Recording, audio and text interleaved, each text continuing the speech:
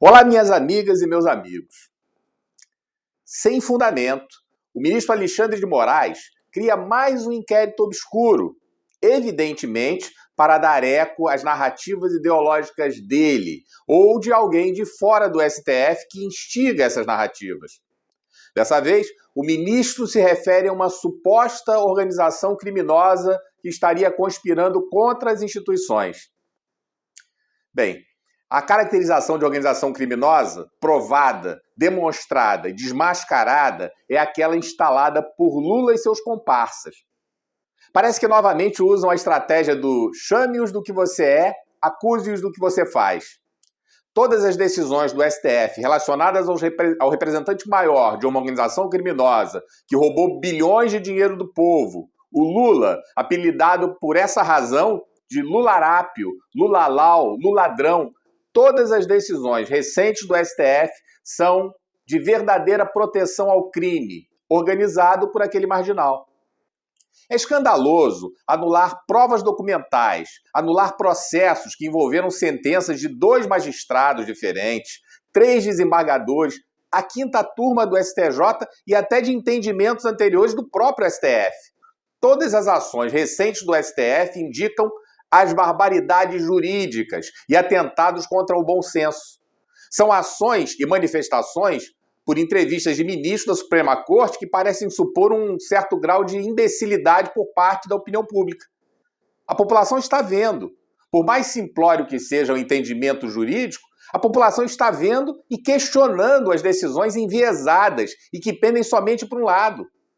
Desde a libertação de líderes do tráfico, que imediatamente se evadem do país para comandar de fora suas práticas criminosas, mais as escandalosas blindagens da organização criminosa petista e de seus satélites PSOL, PSD, PCdoB, etc., tudo está sendo visto e pesado pela opinião pública, resultando em total desprezo pela instituição STF.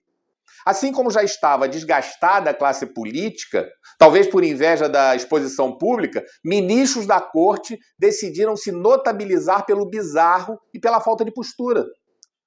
Voltando à narrativa absurda, o ministro criou um inquérito baseado em fumaça.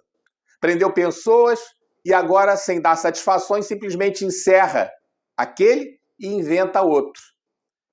Invenção é a palavra mais adequada. É como histórias da carochinha, narradas por contadores de histórias infantis. São, de fato, narrativas infantis, sem preocupação em esclarecer e demonstrar algo factível. É a narrativa para justificar os atos arbitrários. É o desrespeito aos direitos, abuso de autoridade e supressão da liberdade. Mordaça, privação do direito de ir e vir, acusações sem provas e sem que os acusados tenham pleno direito à defesa. Pessoas foram presas, casas foram invadidas, direitos civis ignorados. Para quê? Se tudo se desfaz como fumaça, sem que os ministros envolvidos deem qualquer satisfação. Fica parecendo coisa de criança mimada, de ditadores vaidosos. Os mesmos ditadores que protegem visivelmente os infratores, ou, no mínimo, suspeitos de infração, escondidos sob mandatos dos executivos municipais e estaduais. As mesmas crianças irresponsáveis que mantêm em suas gavetas inquéritos graves contra Renan Calheiros, Omar Aziz e outros protagonistas das mazelas que assolam a população, com a sua corrupção e desvios milionários da saúde pública.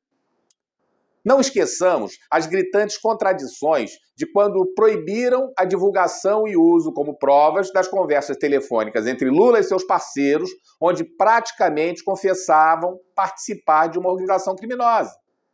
Ligações telefônicas de ministro daquele mesmo tribunal com réus para combinar situações muito suspeitas e articular esquemas em processos. Ao passo que, contraditoriamente, consideram como provas válidas escutas feitas por hackers financiados pela organização criminosa e anulam toda a investigação que abasteceu com provas robustas a condenação da verdadeira organização criminosa. Diferentemente das inocentes histórias da carochinha, que tem no final alguma moral, esses contadores de histórias descartam a moral da história e tiram o sono tanto de crianças quanto de adultos. Tudo isso para quê? para recuperar as chaves dos cofres públicos. Esse é o objetivo deles. Que Deus nos livre de todo esse mal e de todos esses maldosos. Antes que eu esqueça. Por que os ilustríssimos fazem campanha contra o voto auditável? Muito suspeito isso.